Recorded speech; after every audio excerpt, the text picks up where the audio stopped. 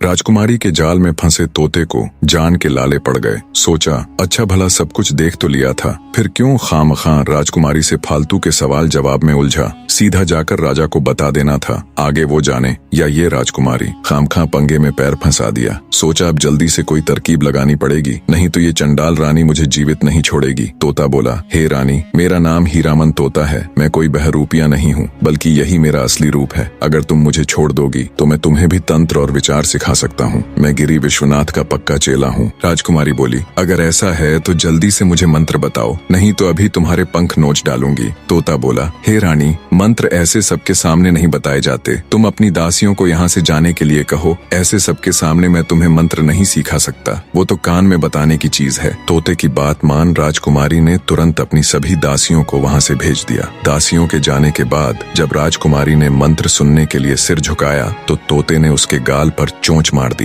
राजकुमारी सत्यभामा चीखती हुई व्याकुल होकर धरती पर गिर पड़ी। जब तक वो कुछ समझ पाती, तोता वहाँ से उड़कर फिर से खिड़की में जा बैठा। गुस्से में लाल पीली हो राजकुमारी ने अपनी दासी को आवाज लगाई और कहा, इस दुष्ट तोते का शिकार करने के लिए जल्दी से बाज को लेकर आओ। जब तक दासी बाज के पिंजरे को लेकर आई तब तक तोता वहाँ से उड़ चुका था। कई दिनों की उड़ान के बाद वह राजा वीरसेन के पास आ पहुंचा और कहने लगा, हे महाराज, स्त्री रंग, रूप, यौवन में देखने योग्य है। राजकुमार की बात बिल्कुल सत्य है कि कोई उसे एक बार देख ले तो वो उसके मोह को कदापि नहीं छोड़ सकता। परंतु महाराज, उसका स्वभाव खोटा निकला। पहले उसने मुझे पुचकार कर अपने पास बुलाकर पकड़ लिया और फिर मुझे मारने को आतुर हुई। बस गुरु गोरखनाथ की कृपा से बड़ी मुश्किल से किसी तरह प्राण बचाकर भागा हूँ। तोते की सारी बात सुन राजा वीरसेन उसको शाबाशी देता हुआ कहता है, हीरामन, तुमने बहुत अच्छा किया। अब तुम चिंता मत करो, मैं खुद उस राजकुमारी से निपट लूंगा। अगले दिन राजा ने हथियार बांधे,